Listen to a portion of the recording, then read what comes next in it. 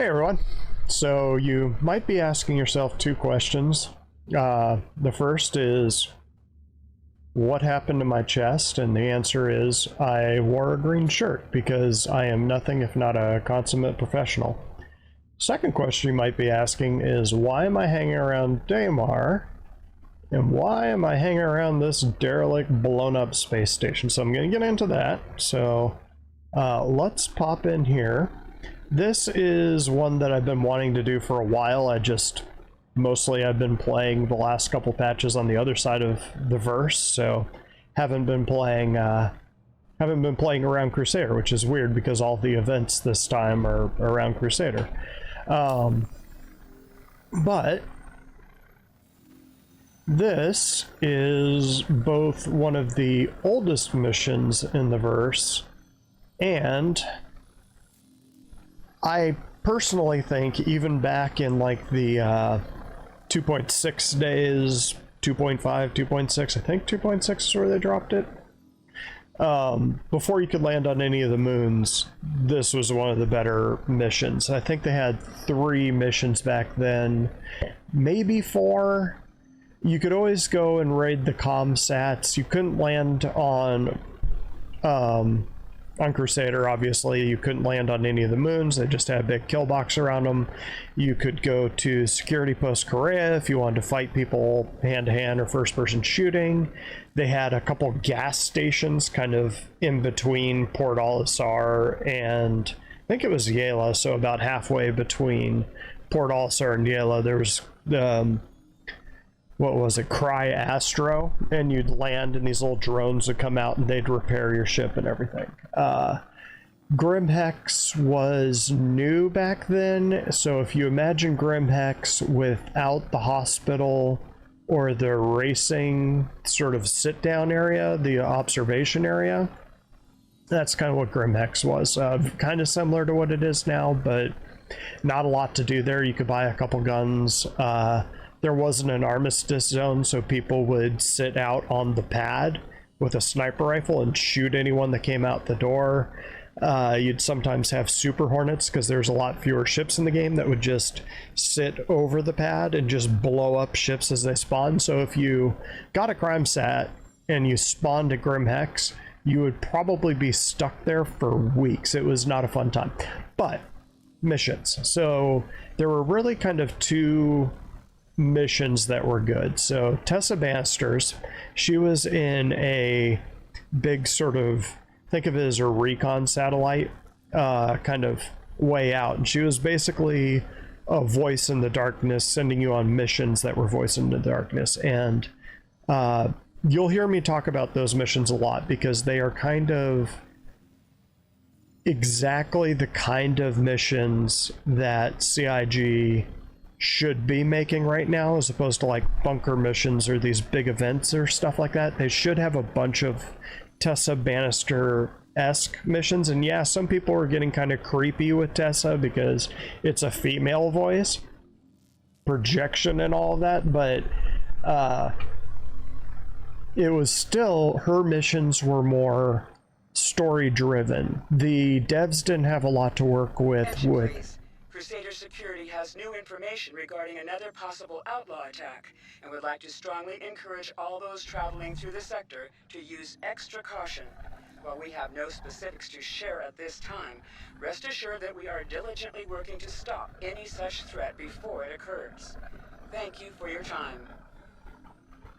Should mention that lockdown is going on at this time.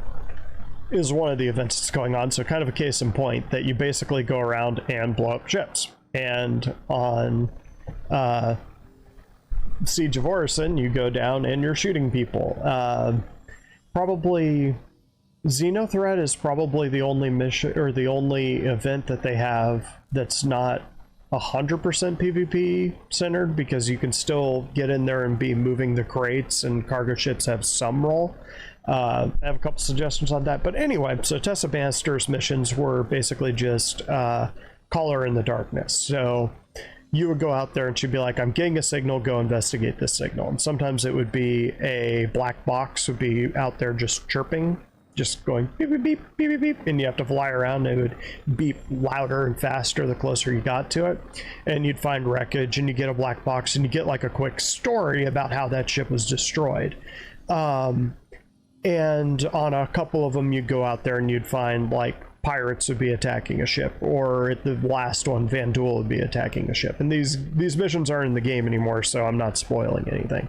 But the thing is that because the devs weren't working with great AI and they didn't have a bunch of the tools built yet, they had to build in a lot more story. So that while these missions didn't have a lot of exciting elements to them thematically, they were incredibly deep story-wise. They just sort of really set a tone for the verse where you're like, oh wow, that's cool. Like there's one where this pirate was apparently snuck on board, somebody's saying here, and they're just kind of recording a log, and they say, hey, you know, I'm getting a signal on a door, and then all of a sudden you hear a gunshot and you hear a pirate go, ooh, spooky, and that's it. And I mean, that's the kind of thing that you're like, oh wow, so piracy is a big thing in this verse. It just kind of sets a mood, it says story. It was very good. This mission is kind of what I think is the best of the beginner missions, so let's get into it. So it is over in personal, which usually personal is where you get the criminal missions. But this one isn't criminal, won't give you crime stat. This mission was written long before. So you go down to investigation, PI wanted. It only pays 8,000, it's not much. Elaine Ward. Immediate need for experienced and discreet private investigator near Crusader to look into an insurance matter. Flat rate, no expenses. Start date will be as soon as possible. Sufficient evidence must be submitted in order to complete the contract. So, we're going to take this mission. My husband recently died aboard the Gundo Covalex station, but the company is refusing to pay out his insurance claim because they say he was at fault. It's ridiculous. There is no way that's true. I know my husband. Darnell had his problems, but that is all in the past. I want you to go to the Covalex station and send me evidence that my husband is innocent. But even if you find out that he isn't, you'll still get paid. I know your time is valuable, and really, I just want to know the truth. I attached the insurance claim to get you started. Good luck. And I hope to hear from you soon, one way or another. So you can tell that something happened here. Like, the station is blown to pieces. The station actually hasn't changed all that much. They've kind of added a couple little elements to it, but this is basically how it's looked for almost the last 10 years. Well, okay, not last 10, like last 7. But one of the reasons I like this mission is this is the only mission at this station. It's not a combat mission. You don't get people with crime stats here. Even back in the old days, this was just a good place to kind of come and dink around, learn how to fly, learn how to do EVA, which is a big one on this one.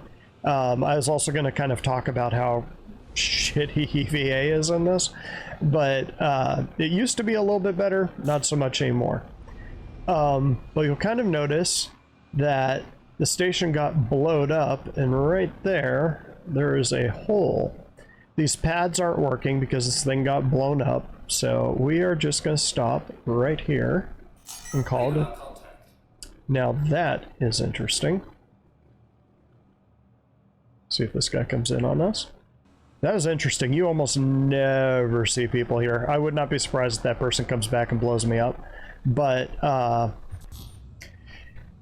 the idea here is basically just kind of learn the ropes.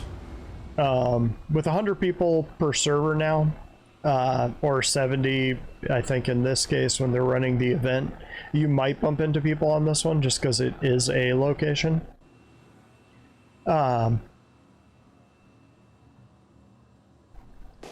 a quick scan. No, we're good. Okay, so where was I? Anyway, this is just a good mission. It's one of those where you typically, that person made a liar out of me, won't bump into anyone. It's just its own little station way out in the middle of nowhere. I wouldn't recommend loading up on things that you really love, so don't spend a bunch of money on armor and guns and stuff like that and then come out here. There's nothing to really fight in here. You're just going to be floating around. It's good for practice. You might want to bring a tractor beam, and I'll show you why. So I'm going to increase my speed here, and I'll get back to you once we're at the station. This could be interesting. I did not bring any guns. So maybe bring a pistol, just in case. I imagine they're probably just looting. Alright, so here we are. We're outside. Here's this other person here. They might take a shot at us. I don't know. I sent them a little note in chat, just sort of saying, hey, I'm unarmed, just kind of running a demo. So hopefully they have chat on. So you come in here, and obviously this place has just been blown to crap. So something bad happened here. That's all we know at this point. And of course, this is going to be another reason I wanted to run this one, is to kind of show you that EVA is not good. So I think the new EVA is coming. Hey Darnell, it's Racine over at Corporate Ops. Give me a shout back when you clock. Darnell is her husband. Just wanted to follow up a bit on the distro issue. Talk to you in a bit. Bye. Darnell, Racine again.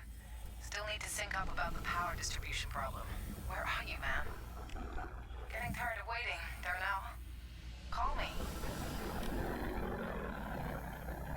Okay, so what you're doing here is Gundo, something awful happened here, and Darnell, the reason they're not paying out his insurance is they're pretty sure Darnell was responsible for this ship blowing up and all these people getting killed on this station, or this station getting blown up. And so you're basically just doing a straight investigation mission, trying to find these little nodes to sort of figure out what happened here. So we're going to come down here. So one of the reasons I do bring a tractor beam, which I don't know if you know this or not, but tractor beams can actually be used to pull you in EVA. Which, if you want to move fast in EVA, you do that. You don't have a lot of control, but you have some. So they used to have like little boxes and stuff hidden everywhere here. I don't know if they still have EVA things here. So you can sort of see this door's blocked, so we got to keep going. They did kind of do an update on the interior on this one, that it used to be that it was just... Oh, they're doing one of the they're doing one of the box missions.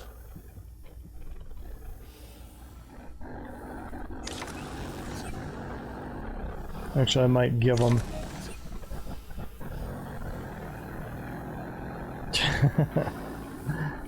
Anyway, so yeah, we're just looking for evidence, just to figure out what the hell's going on. So you're looking around for things like this. Hey babe, I just got the package you sent. Thanks a million for the Moby mod. It is incredible. Sorry for the noise. The crew surprised me with a shindig. Damn right we did. Hey, Anya! Holy shit, is that a bottle of Esquire? Damn right. How did you afford this? Let's talk. Hey, Darnell! Hey! Darnell! Get in on this! Oh, come on! Jeez, Darnell, look, just one. Maybe a sip. There we go. Bye, Anya! Let's go. Darnell, one more. Hey, look, I'm gonna get back to it, but let me know how your dissertation's going. Anyway, I love you and I miss you. Thank you again for the present. Bye, babe. So Darnell was drinking. He was the safety inspector. Doesn't look good for Darnell. So we're looking around here. Yep, nothing in here. So it used to be, back in the old days, when this mission first dropped, you still had this hallway, and there's kind of a big open area over there. But you used to be able to get a gun here, you could pick up that bottle of Radagrast, that right there, and store it. I think there was other little things you could grab. Nothing too amazing, but you could grab things here. So I mean, it was kind of a cool little mission just to kind of run and get your feet wet, and it still is. It's just no one ever mentions this. They just kind of immediately throw you into bunker missions. So this is kind of new. It used to be this door was just locked, so you try to open it.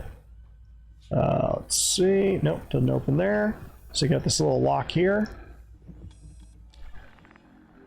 Get this.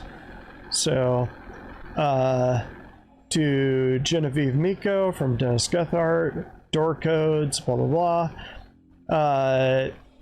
So let's start from the bottom. Hey Dennis, I'm supposed to be packing up these habs, but can't seem to access one of the doors. The code on file isn't working. Did you change it? Hey Jen, whose hab is this? Dennis. Melanie Osaski. Hey Jen, no, I haven't touched it. I checked with Ava though. She said leave it. Osaski isn't a person of interest in the investigation. Clamp teams will reset the code when they sweep the station. So this door is locked and they couldn't open it for the investigation. I'm sure that has no bearing on what we're doing. It has bearing. So again, just kind of looking around for stuff. But you can see there's just things. I wonder if I actually can pick up the fizz. Can I? Oh. Whoa, whoa, whoa, what's this? Inspect. Where are you? I don't know what that is. That's kind of cool though. But yeah, I mean, you can just kind of float around in here and play with things. Oxygen doesn't go down so fast that you really have to worry about it. I do want to see if I can open up that. No, I can't. But this used to be a little bit simpler. They added a little bit more complexity to how it's laid out. They added more rooms to it. So again, looks like we have another locked door here. So can't get into this one. Do not tamper. This room has been sealed as a crime scene. All persons are forbidden to enter without express permission from the lead investigator. So that is probably Darnell's room. So Melisowski and Darnell both have their rooms locked down. So now we're just kind of looking for any sort of evidence that might be around. So nothing here. Again, one of the fastest ways to travel while you're in one of these. Did?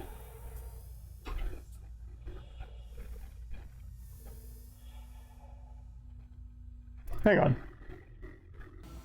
Well, my multi-tool disappeared, and I can't access inventory. We might be in a 30K, but again, another reason not to really stack up on stuff. So you come down this hallway, you've kind of inspected all of these habs that you can get into and you can't get into the others. So come in here and we've got another. It will be really interesting when all of this is, you can actually just push off the walls. And come up here. So again, you've kind of got computer screens around, so anywhere you see a computer screen, you kind of want to check them. So we got another one here. Gundo staff, Covalex security, employee notes, new scan protocols. Recently, there has been an increase in contraband and black market activity in the Stanton system. The Advocacy and Crusader Industry security forces have reached out and asked Covalex Shippings to help in curtailing such activities. As many of you know, Covalex Shipping has a long history in helping authorities eliminate the transport of illegal goods. As such, starting this week, all cargo moving through Covalex shipping centers in Stanton will be subject to heightened scan protocols and security measures. Training vids and procedure manuals are being circulated and also available on Introspect under Covalex Security Stanton. Your help is in this important matter is greatly appreciated. If you have any questions, please contact myself or your supervisor. Working together, we can deliver a difference. Sincerely, Sahi Michaels, Chief Security Officer, blah, blah, blah, blah, blah, blah, blah. To Miss Osaski, thank you for visiting Astro Amaru's Plan and Fly service. The custom freelancer you designed has a build time of 4 weeks based on the options chosen. This is another little hint that reclaim times are going to be a little bit longer than 5 minutes for some of these ships. Please contact our sales office if you would like to put down payment and get the ball rolling. Best regards, Sean Holloway. So you can kind of see we're kind of painting a picture here, which is one of the reasons why I like this mission.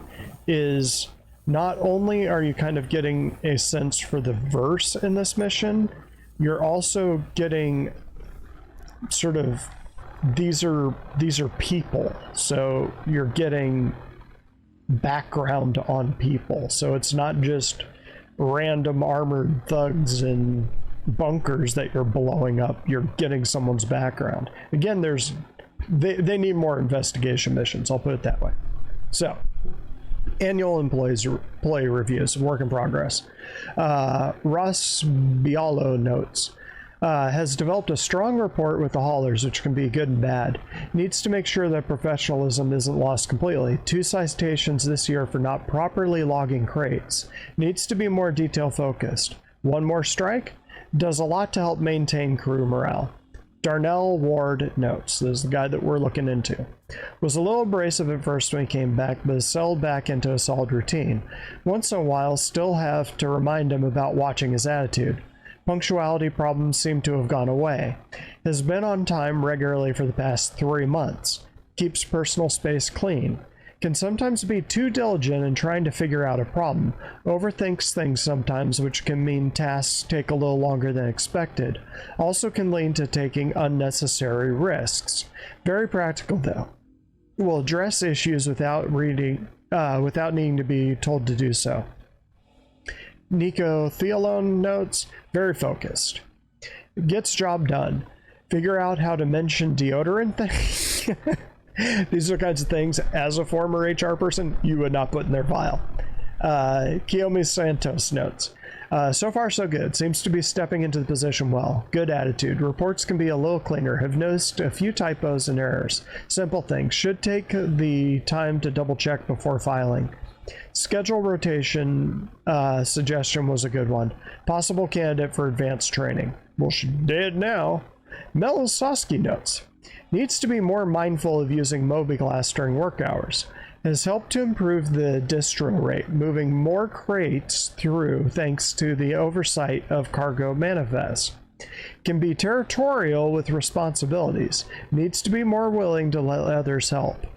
Selfie Val notes, need to be better about respecting that personal hours. Have sometimes taken advantage of employees living on site, and it can blur the lines between on and off hours. Downtime is important. Profits have exceeded the 3% growth mandated by Covalex, in large part due to my management. Fluff up a little bit. Employee retention has increased. Turnover rate has significantly dropped. That is a good thing. Need to be better about following up on things earlier. Don't assume employees are tracking deadlines.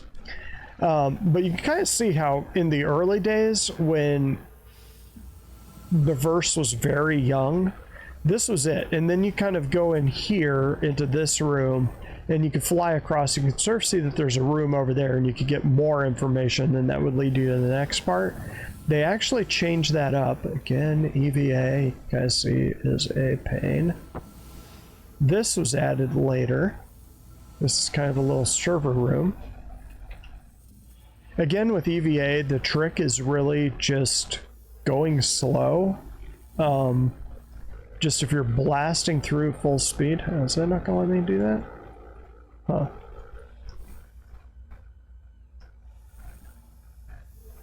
Might have to come back down here. That usually opens. That might be new and I need another code. But you can't do anything with that, so you come over here. That one isn't working. Whoops. Just go slow. Tap, tap, tappy.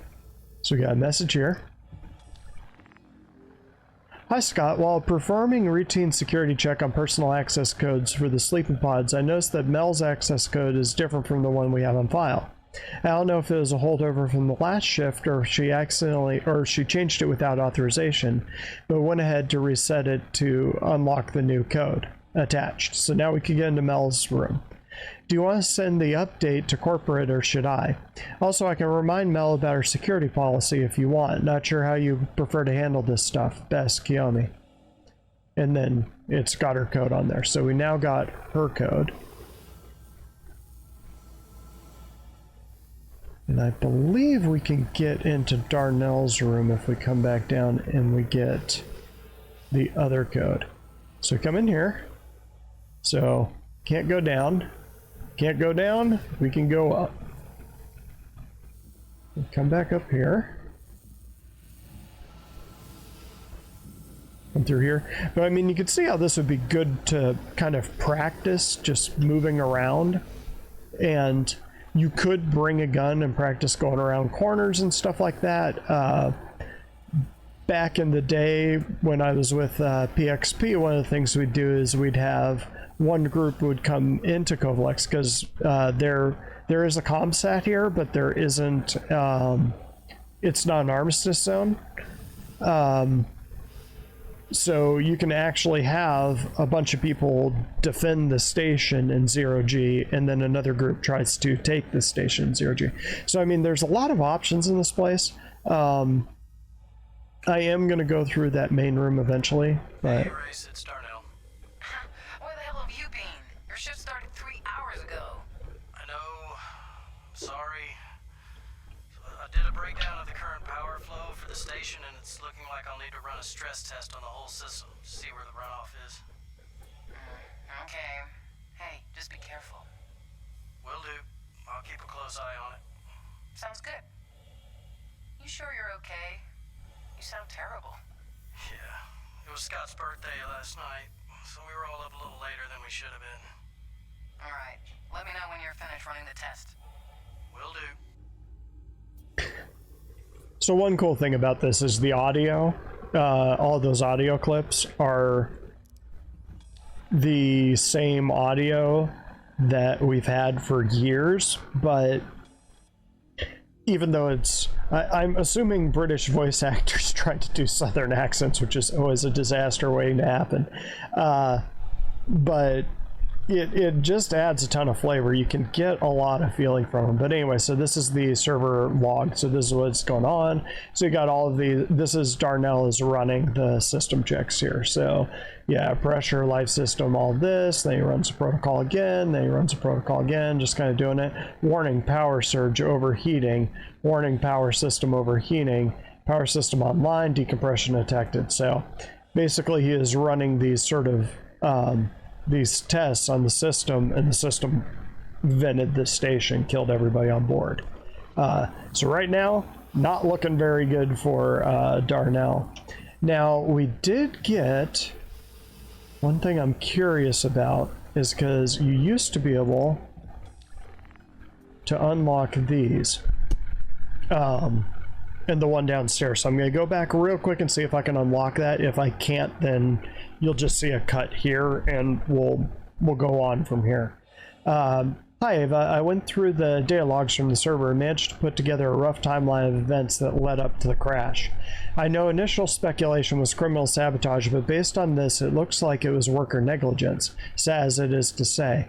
Anyway, I've attached a series of files to help illustrate my points so you don't have to sift through the 3 million lines of data text.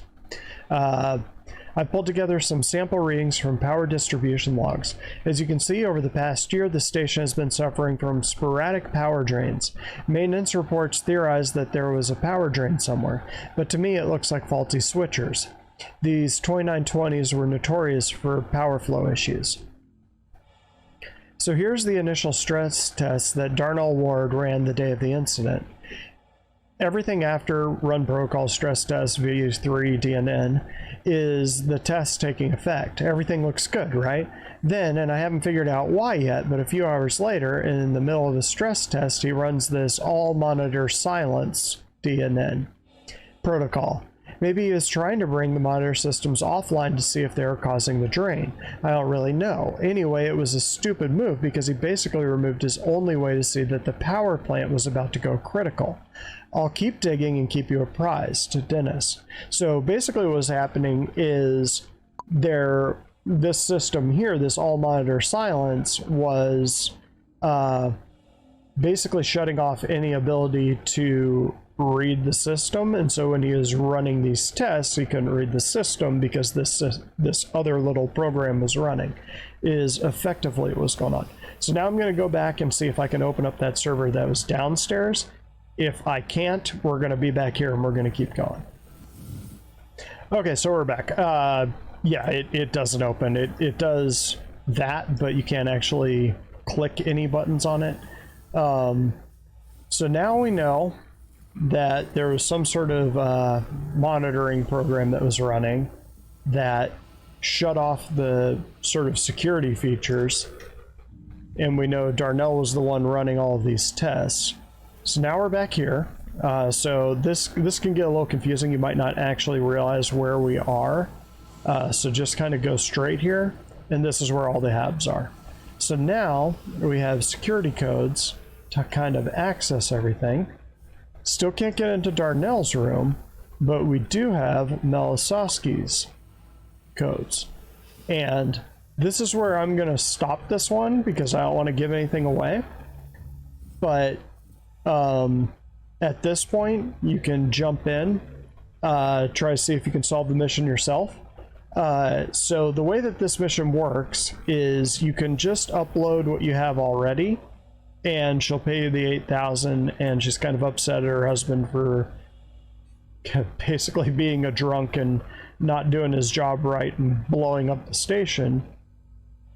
Or there's a second option. So I won't tell you how it ends. Was Darnell framed to run this mission yourself? One last thing I'll add because this isn't obvious. So once you have the information and you know what's going on, go over to accepted, click on this one, and then submit your information. And once you do that, she'll get back to you. If you kind of get the optional information, then she'll get back to you probably in about 5 to 10 minutes with a different ending. But that's it. So you click that button and you're good to go. So now see me next time.